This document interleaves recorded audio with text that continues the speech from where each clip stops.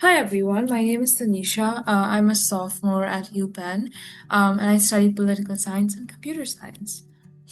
So today I won't read through this, but basically I'll be going through the Common App essay and certain things you can do to make it the best possible essay that you could move forward.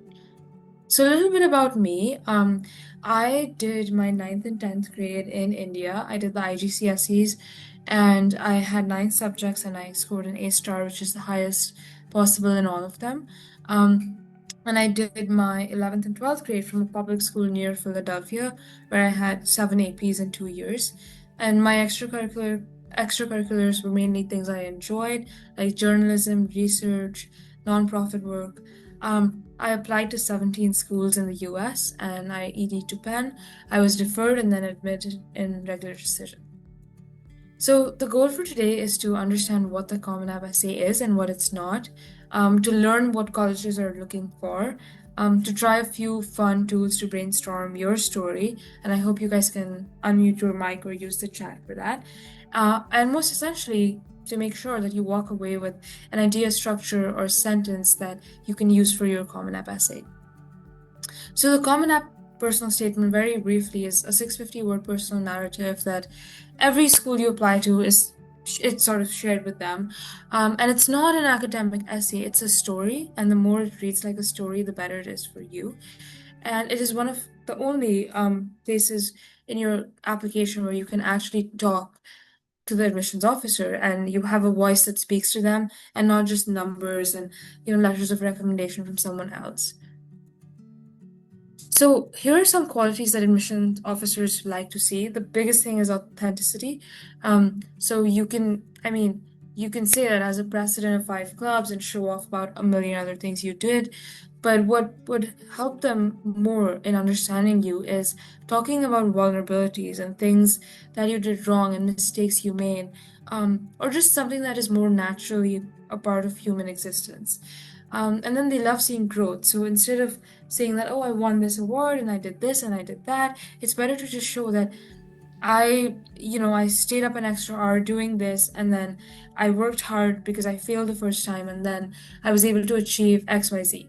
And I think that just shows them growth and that's something that is very important. Also including self-awareness in that, because this is a good example here, but you can see something like, I used to hate asking for help because I thought it meant I was weak. Then I failed my first calculus test. Asking for help didn't just save my grade, it made me realize how powerful it is to admit you don't know everything. And just things like these help admissions officers realize how much you've grown as a person over the years and how much you're willing to be a genuine person. So my Common App essay, just to quickly highlight what it was, it was about, I took a risk actually by writing this essay. I wasn't sure if it was going to play out the way I thought it would because it was a risky story to tell. And here's a quote from the first sentence of my essay. Many people share stories about being bullied, but mine is about a time when I was the bully. And so, this essay could have gone either way. They could have seen me as a bully and just not given me admission. But I think I really twisted the story to show how I grew as a person and how I was not perfect. And I revised this over 15 times and I wrote 3 different stories reviewed by 10 different people. So there's a lot of work that goes into it. And I think it's probably one of the hardest parts of the application because, there's no sort of end score to it, right? You can always keep improving it.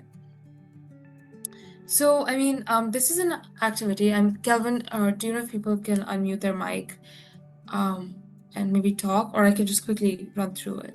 That's better. Yeah, you can run through it, and then if people could maybe make their selection or type just in the chat if they're not comfortable just speaking on the Sure. mic, either is fine. Thank you. Yeah, so basically through this example, I'm trying to show 2 options of saying sort of the same thing, conveying the same idea, and which introduction is sort of better for you to use. So just one example is you can start your essay with leadership is important to me.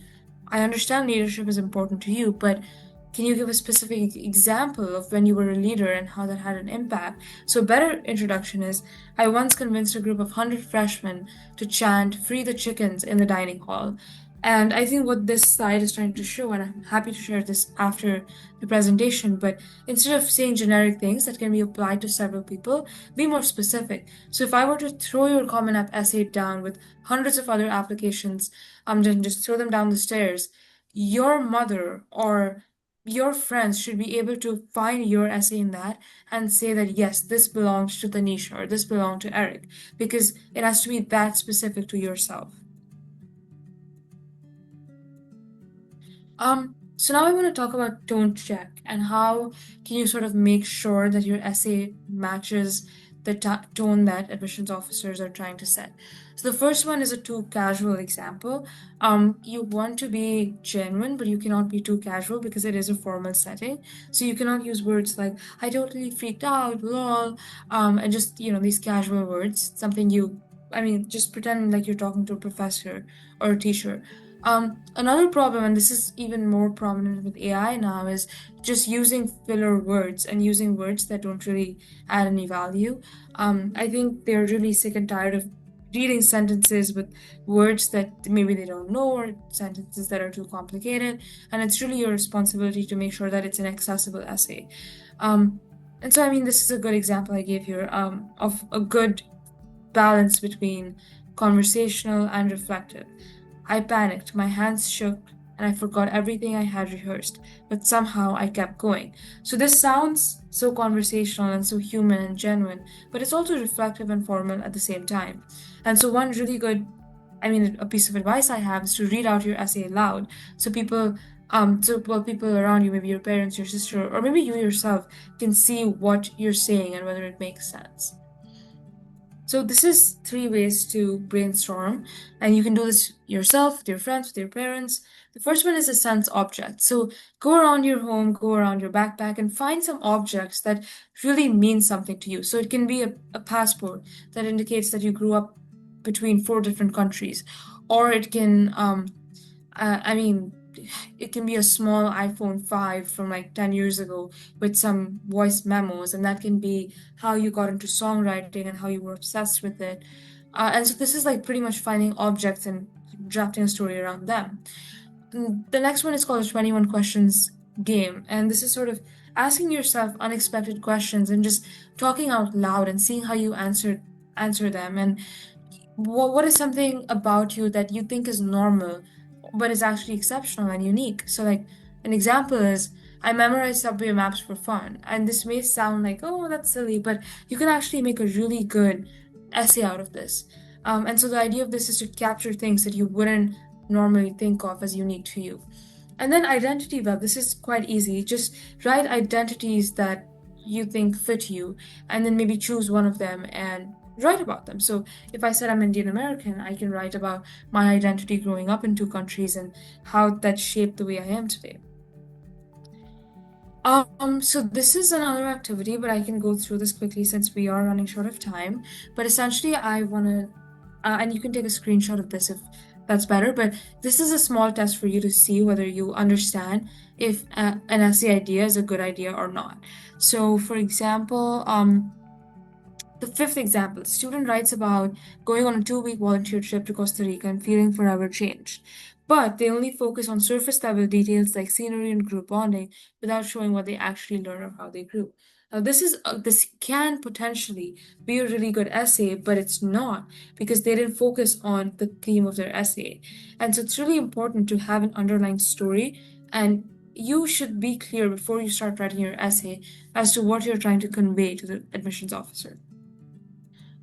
So structuring your essay, there's 4 different ways you can write an essay, and I would recommend sticking to one of these. The first one is the narrative, just the classic storytelling with the beginning, middle, and end, and how things changed and what the impact was. Then there's a montage where basically you share a series of different short stories that all are tied together by a theme or a value. Um, so maybe you're an engineering student and you can talk about bridges and Legos and travels and family conflict and engineering and empathy and tie these all together with your love for building things or solving problems or something like that. The third one is circular. It's sort of a full circle moment kind of essays, which a lot of immigrant children end up writing about because, well, a good classic example is I hated my name. This isn't, I don't hate my name. I never hated my name, but someone hated their name because of the way it sounded, and their friends bullied them for their name, but then they understood the cultural meaning, and now they're endlessly proud of it. So this is like a full circle moment of how you change and how you sort of adapted to something.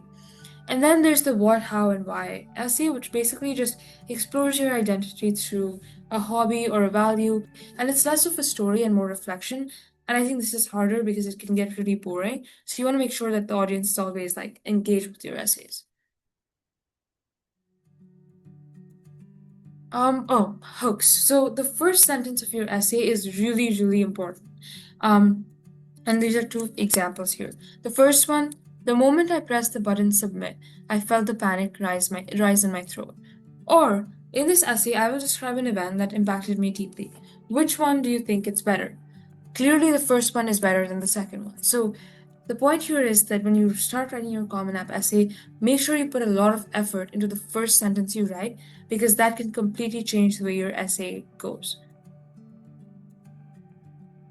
The revision process. This is super, super important. A lot of people think that they can start writing their Common App essay 1 month before it's due and just get over with it and it's easy done. You can chat GPT it or whatever. But the revision process is probably what is the most important thing in this process. Draft it however you want. It can be messy. Then write a semi polished version of it. Then you get feedback from people who know you.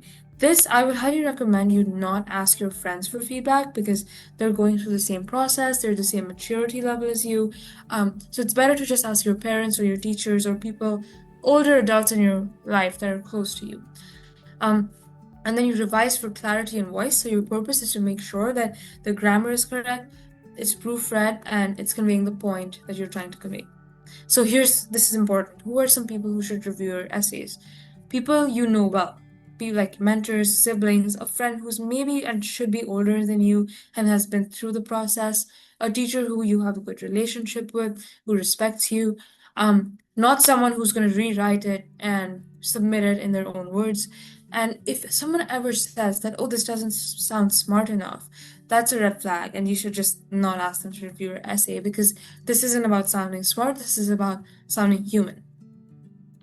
This is a suggested timeline that I recommend for applications due on November 1st, which is the early decision deadline. Start writing, well, it's September already, but if you're not a senior, start writing in July, brainstorm, try multiple drafts. A lot of people choose two different stories and write them simultaneously just to see which one turns out to be better. In August, start drafting it and have a good polished essay ready, and in September you can spend the time getting feedback and revise. Thank you.